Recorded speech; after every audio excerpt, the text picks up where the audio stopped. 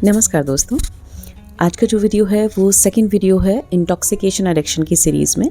इससे पहले जो फर्स्ट वीडियो हमने बनाया था वो टोबैको यानी कि तंबाकू के ऊपर था, और आज का जो वीडियो है वो अल्कोहल यानी कि शराब के ऊपर रहने वाला है। चलिए फिर शुरू करते हैं। चलिए अब बात करते हैं कि हमारे यहाँ पे अल्कोहल लेने की शुरुआत जनरली कैसे होती है। तो अगर हम इसकी बात करें तो प्राइमरीली तो ये फ़न के लिए होती है। सेकेंडली आप मान सकते हैं कि स्ट्रेस रिलीवर के तौर पे भी लोग इसको लेते हैं। फिर इसको लेने के बाद उनको एक प्लेजर की फील, खुशी, सुकून और रिलैक्स लगने लगता है। ये चेंज चलती रहती है। फिर उसके कुछ समय के बाद वो सेम अमाउंट ऑफ प्लेजर लेने के लिए इंसान को अल्कोहल की क्वांटिटी जो होती है वो बढ़ानी पड़ती है। फिर यही सब चलता रहता है, और ये जो चेन होती है वो कब एडिक्शन में बदल जाती है ये इंसान को खुद ही नहीं पता चलता है। बात करें उन फैक्टर्स की जो अल्कोहल एडिक्शन में अपना रोल प्ले करते हैं, तो कोई एक फैक्टर नहीं होता है, एक्चुअली मल्टीपल फैक्टर्स होते हैं जो अफेक्ट डालते हैं। इसमें सबसे पहला होता है बायोलॉजिकल, फिर साइकोलॉजिकल आता है, सोशल आता है। बायोलॉजिकल की अगर बात करेंगे तो आप लोग समझ सकते हैं कि जेनेटिक्स इसमें रोल प्ले करता है, फैमिली हिस्ट्री बड़ा रोल प्ले करती है। जिन फैमिलीज़ में अल्कोहल का कंजप्शन किया जाता है उन फैमिलीज़ में बच्चों में 40 to 60% चांसेस होते हैं अल्कोहल के एडिक्शन में आने के। इसके अलावा अगर आप देखेंगे साइकोलॉजिकल फैक्टर्स में, तो कई बार इंसान एंजाइटी में या फियर में या किसी भी तरह के प्रेशर में होता है, तब वो उस समय उससे एस्केप करने के लिए इसका इस्तेमाल करना शुरू करता है। कई बार आप देखेंगे कि कोई ट्रॉमा या कोई भी वायलेंट बिहेवियर अगर किसी के घर में होता है, तो स्ट्रेस अगर होता है तो उससे कोप करने के लिए इंसान अल्कोहल की तरफ जाना शुरू करता है, और फिर वो चेंज शुरू हो जाती है जिसकी हमने अभी बात करी थी। अच्छा, जो सबसे बड़ा है बच्चों में, अगर बच्चों को एक्सपोजर जल्दी मिल जाता है, एडोलेसेंस में अगर बच्चों को एक्सपोजर मिल जाता है, उनका डेवलपिंग ब्रेन होता है, तो ऐसे में उनके एडिक्शन की जो चांसेस होते हैं वो बहुत ज़्यादा तादाद में बढ़ जाते हैं। अब बात कर लेते हैं इनके ग्लोबल प्रोडक्शन और कंजप्शन की। तो इसमें जो बियर है उसका सबसे बड़ा जो प्रोड्यूसर है वो चाइना है। इसके अलावा आप देखें यूएसए और यूरोपियन कंट्रीज़ जितने भी हैं वहाँ पे वाइन और जो स्पिरिट्स हैं वो बहुत ज़्यादा अमाउंट में उनका प्रोडक्शन होता है। स्पिरिट्स जितनी हैं उनमें ये आपके वोडका, विस्की, ये सब चीज़ें, रम, ये सब चीज़ें आ जाती हैं। अगर इंडिया में इसके इस्तेमाल की बात करें तो अभी तक मेनली पुरुष थे जो इसका इस्तेमाल ज़्यादा करते थे, लेकिन लास्ट डिकेड में अगर देखा जाए तो फीमेल भी इसका बहुत ज़्यादा इस्तेमाल करने लग गई हैं। और जो सबसे बड़े खतरे की बात ये हुई है कि अब घरों में ये न्यू नॉर्मल हो गया है। तो बच्चों के लिए अब ये चीज़ नॉर्मल है अपने घर में पेरेंट्स को देखना। तो जो ये चीज़ है ये आगे के लिए खतरे की बात हो सकती है, जिसके लिए हम सबको बहुत ही सावधानी अभी से बरतने की ज़रूरत है। सोशल फैक्टर्स की जब हम बात करते हैं तो बहुत सी सोसाइटीज़ और कल्चर्स में ये एक नॉर्मल प्रैक्टिस है। इसके अलावा बहुत इजीली अवेलेबल है हर जगह पे, तो किसी को भी आसानी से किसी भी गली नुक्कड़ पे मिल जाती है। और जैसा कि मैंने कहा, घरों में आजकल ये न्यू नॉर्मल हो गया है, तो सोसाइटी उस हिसाब से चेंज हो रही है जिस हिसाब से इसका जो एक्सपोजर है वो सभी के लिए, इसका जो एक्सेस है बहुत ईजी हो गया है, कोई भी आसानी से खरीद सकता है। तो ये एक बड़ा फैक्टर है जिससे ज़्यादा से ज़्यादा लोग इसको पीने के लिए इस्तेमाल कर सकते हैं। अच्छा, इस सब में जो मेन बात ध्यान देने की वो ये है कि जो अल्कोहल का एडिक्शन है वो कोई मोरल फेलियर नहीं है, बल्कि एक किस्म का क्रोनिक ब्रेन डिसऑर्डर है। हम सबको ये बात समझनी है। एडिक्ट का अगर सही तरीके से साथ दिया जाए और ट्रीटमेंट दिया जाए तो उसकी रिकवरी बहुत आराम से, अच्छे से हो सकती है। कि शराब दिमाग पे असर कैसे डालती है, तो इसके शॉर्ट टर्म और इमीडिएट इफ़ेक्ट्स की बात करते हैं। तो जब भी कोई इंसान शराब पीता है तो चूंकि ये ब्रेन डिप्रेसेंट है, तो ये हमारे CNS को, सेंट्रल नर्वस सिस्टम को स्लो डाउन कर देती है। हमारे ब्रेन में कामिंग केमिकल्स होते हैं, उनके सिक्रीशन को बढ़ा देती है। ऐसे में जो इंसान होता है वो बहुत ही काम, रिलैक्स्ड और स्लो फील करता है, उसको काफ़ी हैप्पी और प्लेजरेबल फील आने लगती है। अच्छा, इसी के साथ जो एक्साइटेटरी केमिकल्स होते हैं उनके सिक्रीशन को ये काम कर देती है ब्रेन में, तो उससे और स्लो डाउन हो जाता है, इसकी सोचने की जो ताकत होती है वो भी कम हो जाती है।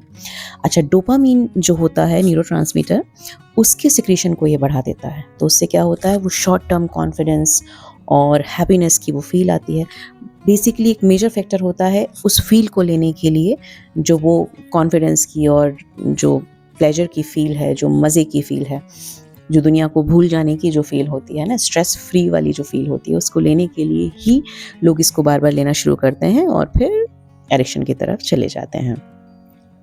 अच्छा, अगर हम बात करें ओवरऑल बॉडी पे, तो ये बॉडी के तकरीबन सभी ऑर्गन्स पे अपना इफेक्ट डालती है। अगर हार्ट की बात करें तो हार्ट की मसल्स को वीक करती है, हार्ट फेलियर के चांसेस बढ़ जाते हैं, बीपी हाइपरटेंशन का शिकार होने लगते हैं मरीज जो भी एडिक्ट होते हैं।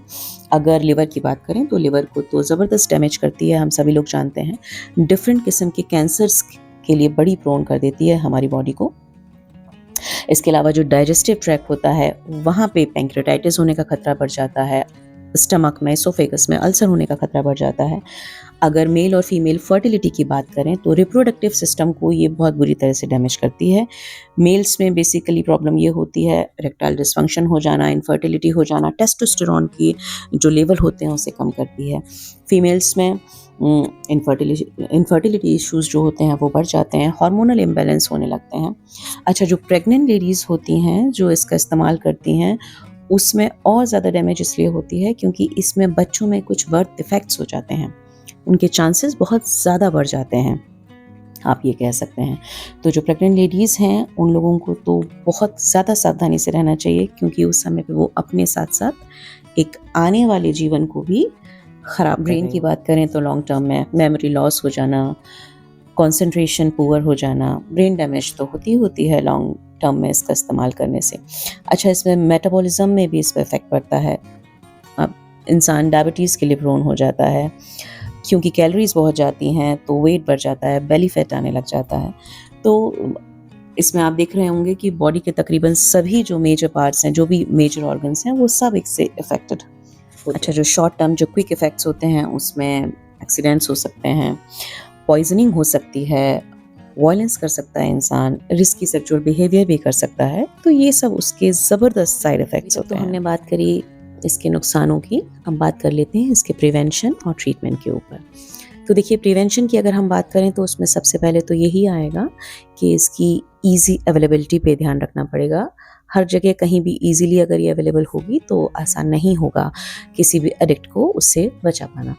दूसरी चीज़ जो मुझे लगती है वो ये है कि इसका एडवर्टाइजमेंट जो होता है, भले ही वो डायरेक्ट हो या इनडायरेक्ट हो रहा है, उस पे बैन लगना चाहिए क्योंकि पता सबको सब कुछ होता है। तीसरी चीज़ ये होती है फैमिली वैल्यूज़ को प्रेफरेंस देनी चाहिए, इम्पोर्टेंस देनी चाहिए आपस में कम्युनिकेशन को। तो सोसाइटी के तौर पे ये बड़ा इम्पोर्टेंट है कि हम लोग एक टीम बन के काम करें, जिससे कि जो भी इंसान एडिक्टेड है वो खुद को अलग महसूस ना करे और उसको हमेशा एक ये उम्मीद दी जाए कि हाँ, तुम ठीक हो सकते हो। ऐसे में डिफरेंट थेरेपीज़ होती हैं, काउंसलिंग्स होती हैं, वो बहुत ही मेजर रोल प्ले करती हैं। अब अगर ट्रीटमेंट की बात करें तो बहुत से इसका जो ट्रीटमेंट है वो भी कॉम्बिनेशन ट्रीटमेंट है, जिसमें मेडिसिन्स भी दी जाती हैं, जिसमें थेरेपीज़ भी की जाती हैं और एक पूरा सोशल सपोर्ट ग्रुप होता है, सोशल सपोर्ट दिया जाता है।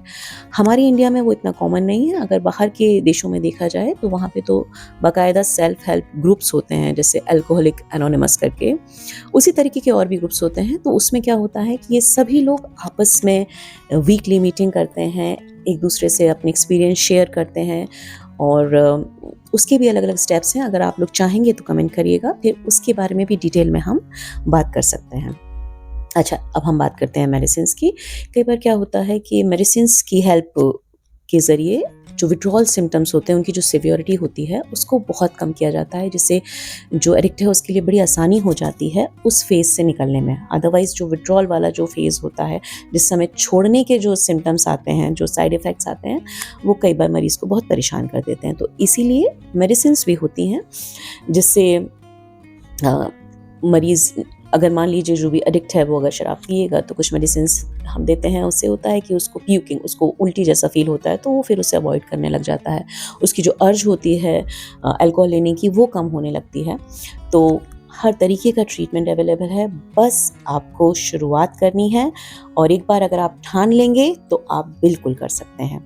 बहुत से लोगों ने किया है और जिस तरीके से हम एक्सरसाइज करने के लिए या कोई भी डिसिप्लिन अपनी लाइफ में लाते हैं, शुरुआत में थोड़ा सा उलझन लगती है, बस देर होती है स्टार्ट करने की। जब आप स्टार्ट करेंगे तो आपको हर किस्म की हेल्प मिलेगी इससे उभरने। और आखिर में बस यही कहूँगी, मैं आपको ये बात ध्यान रखनी है कि जब जागो तभी सवेरा।